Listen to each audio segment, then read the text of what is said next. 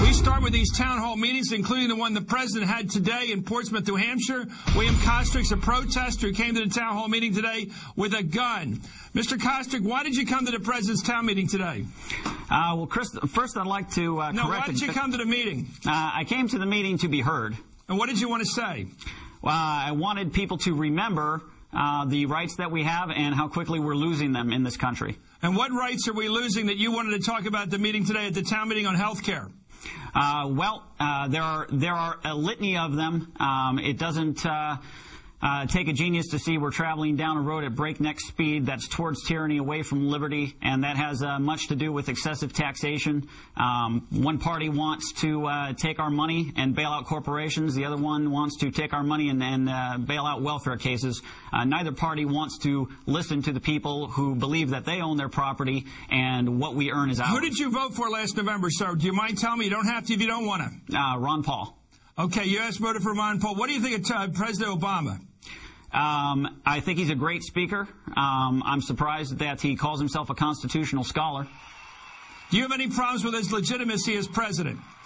I don't.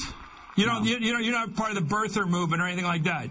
You don't have a question about whether he was born an American. I've read the material. I don't really know anything about that. Wait a minute. Where are you on that issue? Where are you on the issue of whether he's a legitimate president of the United States? Do you believe he is, or you do believe he isn't?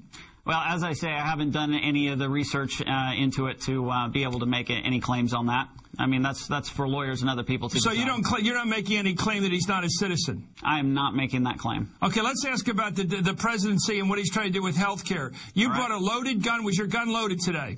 Wow. Who would be silly enough to carry an unloaded firearm? I'm only asking. You're answering the questions. Who's yelling now? Okay, that's on the tape. Why did you bring a loaded gun to a public meeting? Well, here in New Hampshire, I know the law. You can chew gum at church. You can do it. You can ride in on a pogo stick. There's a lot of things you're legally allowed to do. Why did you bring a gun to a meeting with the President of the United States, given the violent history of this country with regard to presidents and assassinations? Why did you bring a gun to a public event with the President? Well, you know the history of this country. If you love this country, you know its history. Well, you know we've had a problem with people with guns at presidential events. Why'd you bring a gun to an event with the president? I do know history, and the history is that our forefathers fought for the right to keep and bear armed, and they believe that every person should be armed. Everybody knows that. Okay, well then... Well, why did you bring a gun to a presidential event today? That's not even a relevant question. The question is, why don't people bear arms these days?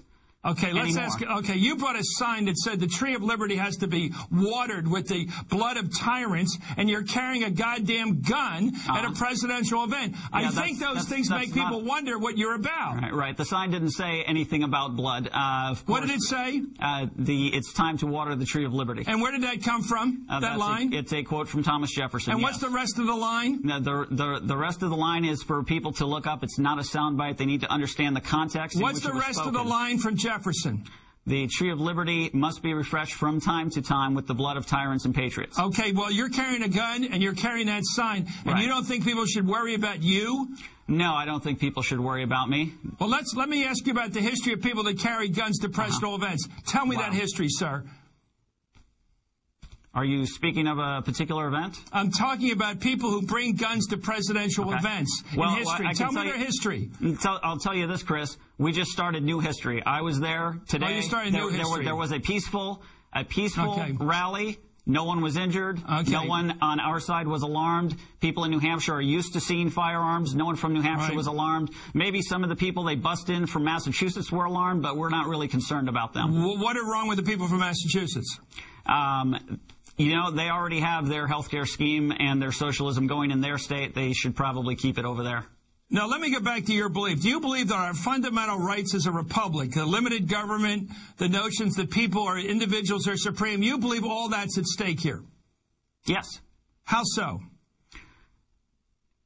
Well, it's not like this is, out of the blue and all of a sudden it's at stake. This has been an ongoing process. This has been an ongoing process since it was said, what type of government have you given us, a republic, if you can keep it? People have not been vigilant. We're going down the tubes. I'm with you on the president. Let me ask you, do you think Roosevelt was wrong to start Social Security? Yes. Was Johnson wrong to start Medicare? Yes. Where did we go wrong? Was Teddy Roosevelt wrong? Where did we go wrong? I'd start with the Federal Reserve Bank. Well, how about was Wilson wrong with what he did in terms of reform? The income tax, was the income tax wrong? The income tax originally, my understanding is, was instituted as a voluntary victory tax. No, it was instituted as an amendment to the Constitution, direct taxation. Right. And you were against that, too. Yeah, that was later on. That came later on. Well, it came under Wilson. Do you think that was wrong? That was part of the loss of our republic. It would be, there are better ways to do things. Okay, so we've been on a slippery slope to the loss of our republic, and therefore you brought a gun to a meeting the president held today on health care.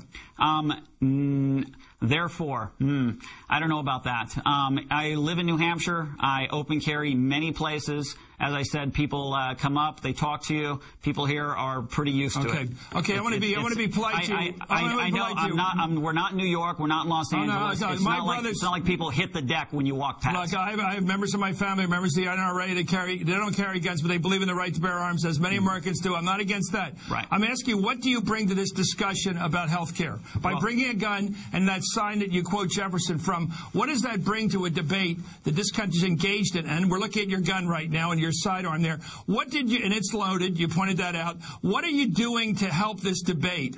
Okay.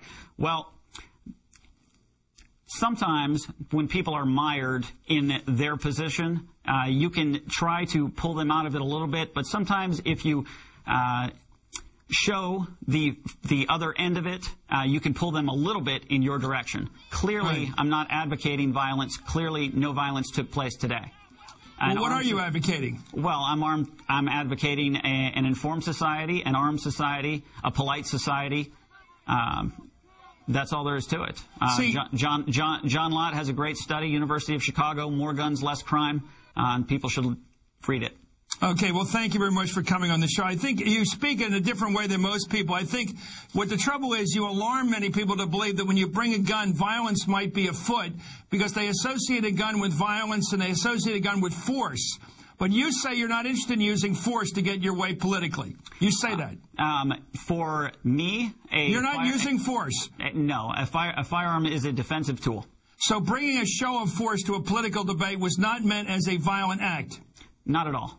It was meant as a what? What kind of a demonstration was it? Just to get it clear, I want to let you leave now. It's just another point. If you don't exercise your rights, you will lose them. Do you think if there were 1,000 people today are all armed, that would have been a safer crowd? Absolutely. If everybody had a gun? Absolutely. Okay, thank you very much. William Krosnick, thank you for coming on Hardball.